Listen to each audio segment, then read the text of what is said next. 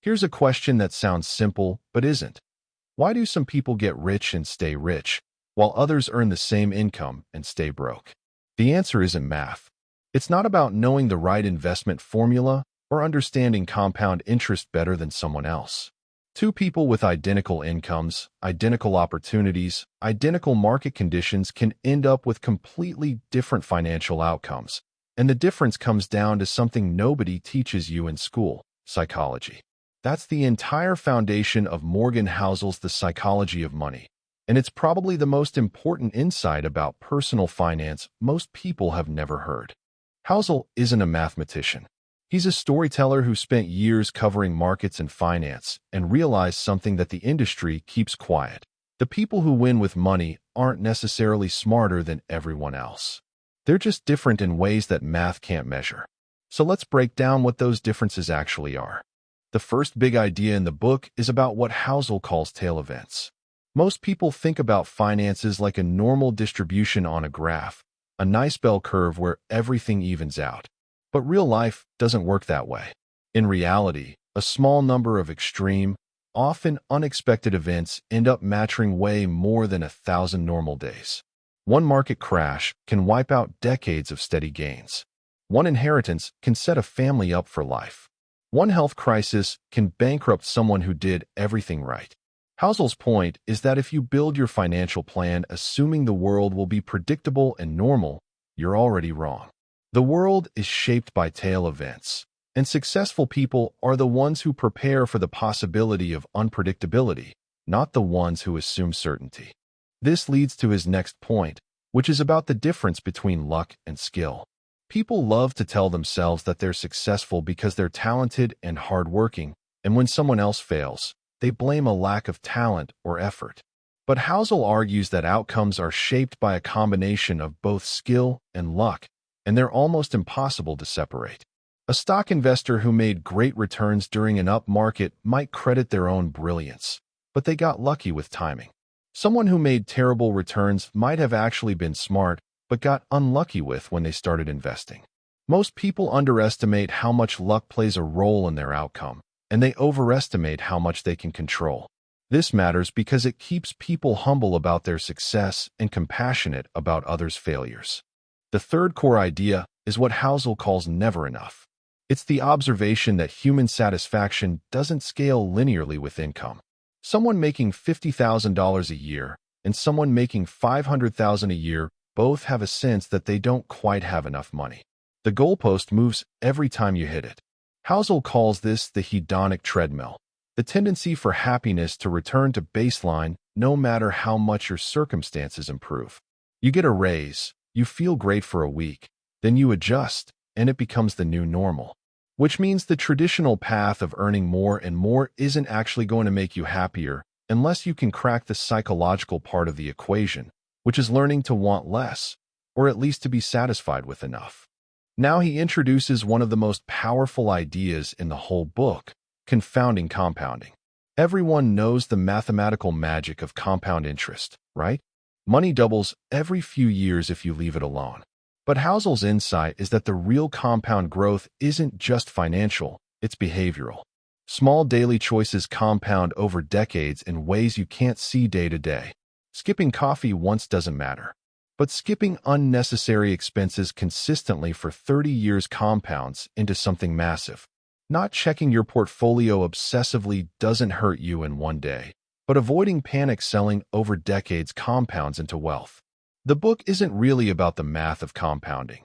It's about the fact that staying the course, avoiding stupid decisions, and thinking long-term compounds into an outcome that looks like genius in hindsight, but was actually just consistency. Housel makes an important distinction between getting wealthy and staying wealthy. They're actually different skills. Getting wealthy often requires risk-taking, aggression, maybe some luck. Staying wealthy requires humility, paranoia, and the ability to know when to step back and preserve what you've built. A lot of people get rich and then lose it all because they confuse the two. Once you have something to protect, the rules change. You can't keep swinging for the fences the same way you did when you were building from nothing. He also talks about what he calls the man in the car paradox. You see someone driving an expensive car, and you make an assumption that they're rich. But Housel points out that you're just seeing the car. You're not seeing their bank account, their debt, their financial stress. And that gap between appearance and reality is where a lot of financial mistakes happen. People buy expensive things not necessarily because they want them, but because they want the signal they think those things send. Status anxiety drives consumption way more than actual happiness does. The psychology here is that everyone around you is playing a status game they won't admit to, and the winners of that game are almost never the ones who look the richest. They're the ones who look normal. Here's something important Housel emphasizes.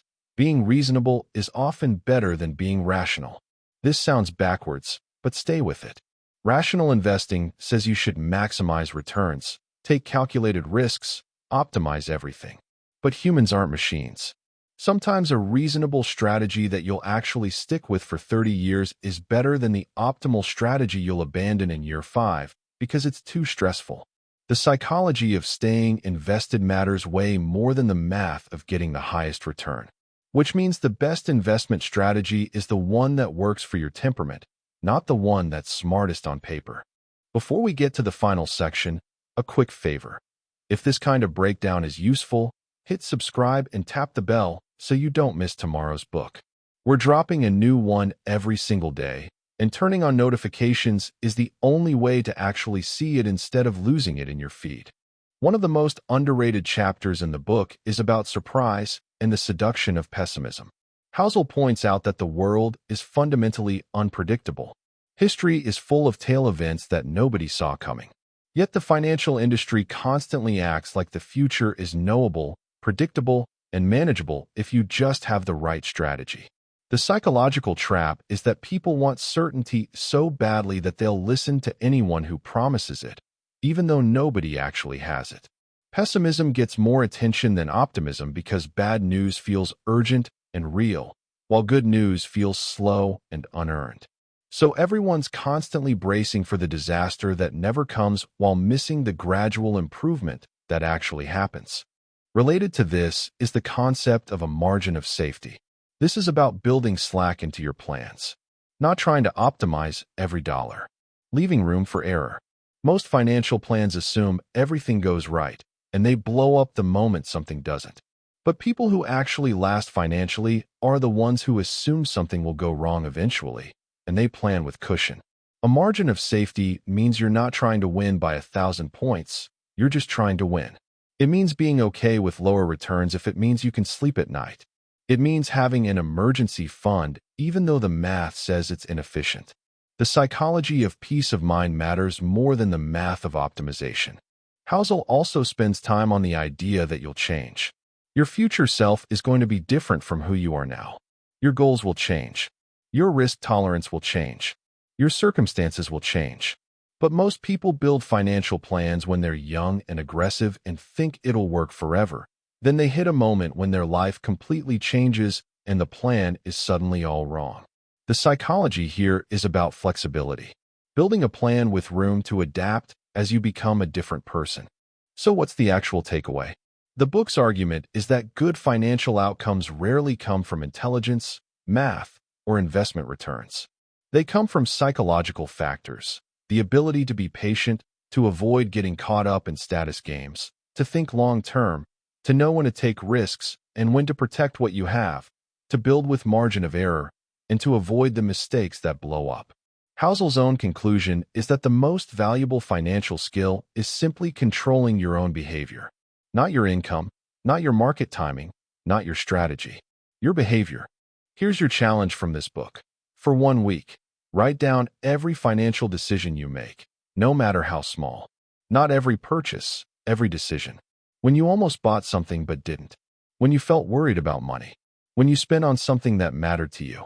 When you felt the urge to check your investments. Just notice your own psychology around money without changing anything. The goal isn't to fix yourself in a week. It's to get aware of how you actually think about money, because awareness is the first step to changing anything. Drop a comment with one thing you learned about yourself. I want to hear it. That's the psychology of money in a nutshell. If you want the biggest lessons broken down individually, the best quote in the book, the single biggest money mistake it warns against, and one action step you can take starting today? Check out the 5 short videos linked right after this one.